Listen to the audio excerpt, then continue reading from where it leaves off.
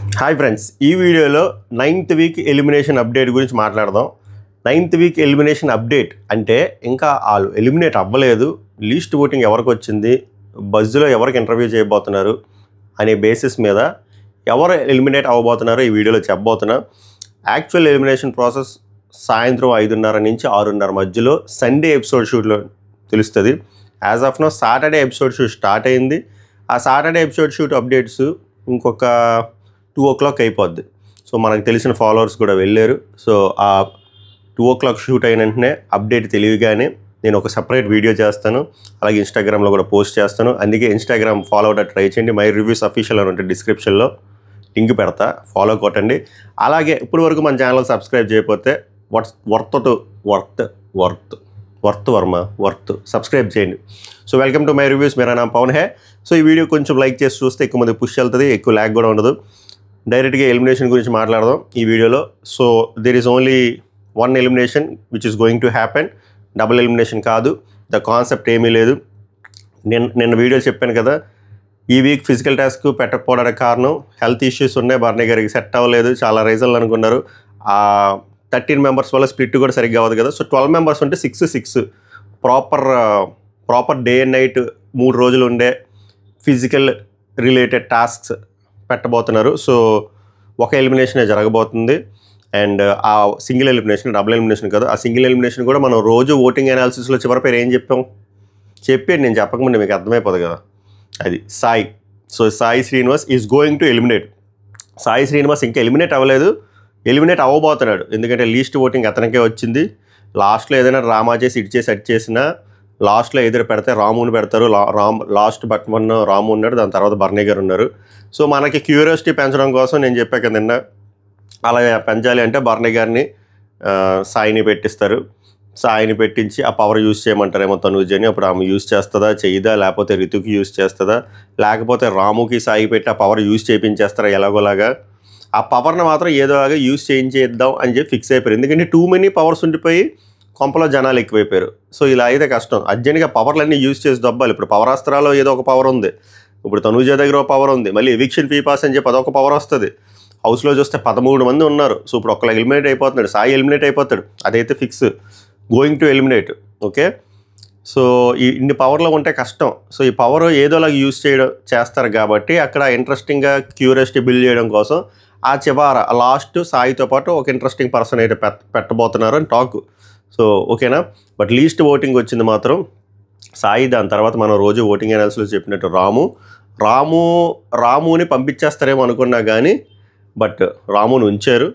Maybe వాళ్ళకి కొన్ని క్యాలిక్యులేషన్లు ఉంటాయి కదా, వీళ్ళు బదులు వీళ్ళే ఉంటే బెటర్ ఏమో అని చెప్పి ఆ బేసిస్లో ఉంచారేమో. సో సాయి శ్రీనివాస్ వెళ్ళిపోవడంలో ఆశ్చర్యం కూడా ఏమీ లేదు, ఎందుకంటే కుర్రోడికి క్లారిటీ ఆఫ్ థాట్ లేదు. నిన్నే చూసారు కదా క్లాసిక్ ఎగ్జాంపుల్, నిన్న ఆ సెలక్షన్ చూసారు కదా, ఆ ట్రైన్లో నుంచి ఫస్ట్ ఏమో దివ్య పేరు చెప్తాడు, తర్వాత ఏదో మాట్లాడని చెప్పి రితుకి వెళ్తాడు, మళ్ళీ రితు ఏదో అన్నదని చెప్పి సుమన్ శెట్టికి వెళ్తాడు, సుమన్ శెట్టి అడిగేసరికి కూడా మనం భయపడిపోయి మళ్ళీ దివ్య దగ్గరికి వెళ్తాడు. సో క్లారిటీ ఆఫ్ థాట్ లేదు, ఒక ప్రాపర్ జడ్జిమెంట్ లేదు, ఒక ప్రాపర్ ఇంపాక్ట్ క్రియేట్ చేయలేదు. సీజన్ 9లో వైల్డ్ కార్డ్లో వచ్చి వైల్డ్గా కాకపోయినా నార్మల్ కంటెస్టెంట్లో ఉన్నా కూడా బాగుంది, కానీ ఏ క్లారిటీ లేదు. నారదుడు అని ముద్ర వేయించుకున్నాడు, ఒక మాట ఇంకొకరికి చెప్పడం, అది కూడా యాడ్ చేసి చెప్పడం. సో గోడ మీద పిల్లిలా ఉండడం, ఇంపాక్ట్ఫుల్ నాకు ఏమీ లేదు, ఏడా లేదు. ఫిజికల్ టాస్క్లో లేదు, మెంటల్ టాస్క్లో లేదు, ప్రాపర్ ఆర్గ్యుమెంట్స్లో లేదు. అప్పుడప్పుడు ఎవరైనా కొంచెం ఎదురెళ్ళాడు తనుజ మీద అంటే అదొక్కటే ప్లస్ పాయింట్. తనుజ మీద కొంచెం ఎదురెళ్ళినాడు మిగిలిన వైల్డ్ కార్డ్స్తో పోలిస్తే, ఎందుకంటే నిఖిల్ మరీ దారుణంగా ఉన్నాడు. నన్ను అడిగితే స్క్రాప్ ఇంకా ఎంతమంది ఉన్నారంటే నిఖిల్ని ఈజీగా పంపించవచ్చు, రాముగా అసలు ఇంట్రెస్ట్ లేదు, రాముని పంపించవచ్చు, ఇలా చెప్పుకుంటూ పోతే బోలు పేర్లు వెళ్ళిపోతాయి. బట్ సాయి శ్రీనివాస్ ఏమైనా తోపు అంటే సాయి శ్రీనివాస్ కూడా పీకింది ఏమీ లేదు. చెప్పాను కదా, అసలు 0 ఇంపాక్ట్ ఆన్ సీజన్ 9. అలాగే ఓట్లు కూడా చాలా తక్కువ వచ్చాయి. అందుకే ఇంకా బిగ్ బాస్ టీం కూడా ఉంచడానికి కూడా ట్రై చేయరు, ఎందుకంటే ఏమైనా హెల్ప్ అయితే వాళ్ళు ఉంచుకుంటారు, అక్కడ ఏం హెల్ప్ లేదు కాబట్టి సాయి శ్రీనివాస్ ఎలిమినేట్ అవ్వబోతున్నాడు. సో ఈ ఎలిమినేషన్ అప్డేట్ పై మీ స్పందన ఏంటో కామెంట్ చేయండి. సాయి శ్రీనివాస్ ఎల్లుంటే బాగున్నా ఆర్ ఇంకెవరైనా ఎల్లుంటే బాగున్నా అన్నది కూడా కామెంట్ చేయండి. రాము పైన మీ స్పందన ఏంటో చెప్పండి. రాముని ఎందుకు ఉంచుతున్నారు, ఏ బేసిస్ మీద ఉంచుతున్నారు, రాముయే గివప్ ఇచ్చేస్తున్నాడు, రాముయే హోమ్ సిక్ అంటున్నారు కదా అంటే అది ఆల్కహాల్. నిజంగానే రాముకి ఓట్లు వస్తున్నాయి. నేను చాలా వీడియోలో చెప్పా, చాలా ఓటింగ్ అనాలిసిస్ వీడియోలో కూడా చెప్పా దట్ నామినేషన్స్లోకి వస్తే ఓట్ బ్యాంక్ పెరుగుద్ది. రాము అనే వ్యక్తి ఆల్మోస్ట్ ప్రతి వారం నామినేషన్లోకి వస్తున్నాడు. బాటమ్ 1లో ఉన్న బాటమ్ 2లో ఉన్న నామినేషన్స్లోకి వస్తే ఆడియన్స్కి ఓటు వేయడం అలవాటు పడుతుంది.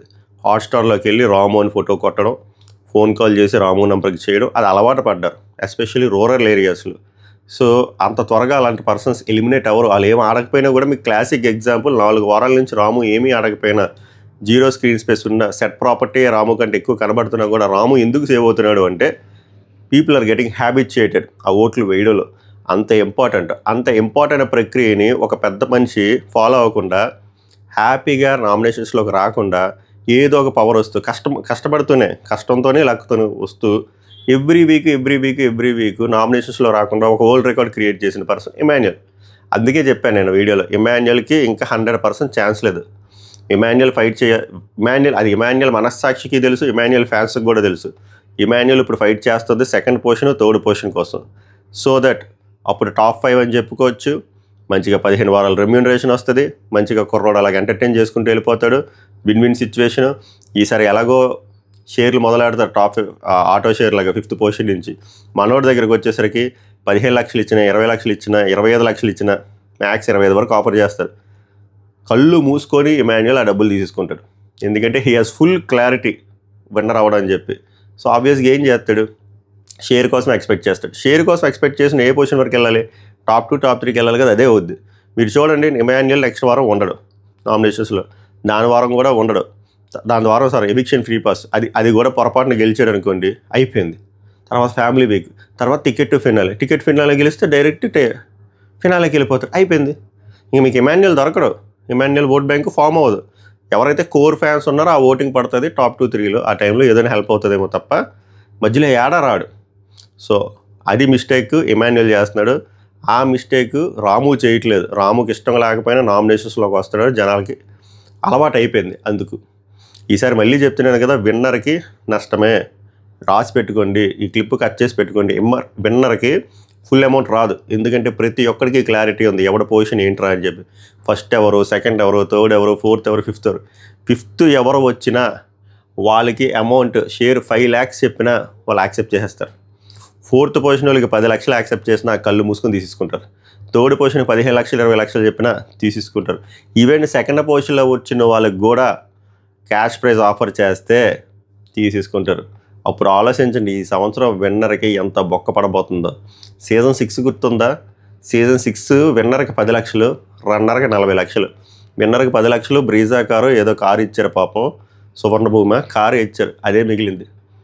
శ్రీహానికి 40 lakhs వచ్చింది. అలాంటి ట్విస్టులు మీరు ఈ సీజన్ చూడబోతున్నారు. నన్ను నమ్మండి, మీకే అర్థమవుతుంది లాంగ్ రన్లో. ఓకేనా? సీజన్ 6 కదా, తిప్పితే 9 అట్లా ఉంటుంది మరి ఈ సీజన్తో. సో ఓవరాల్గా ఎలిమినేషన్ అప్డేట్ అయితే పరిస్థితి అది. దీనిపైన మీ స్పందన ఏంటో చెప్పండి. సాటర్డే షూట్ 2 o'clock 2:30కి అవ్వగానే 3 o'clock 3:30కి వీడియో చేస్తా. దానికంటే ముందు మీకు అప్డేట్ కావాలంటే ఇన్స్టాగ్రామ్ లింక్ డిస్క్రిప్షన్లో పెడతా, ఫాలో అవడానికి ట్రై చేయండి. సభకు నమస్కారం, ధన్యవాదాలు.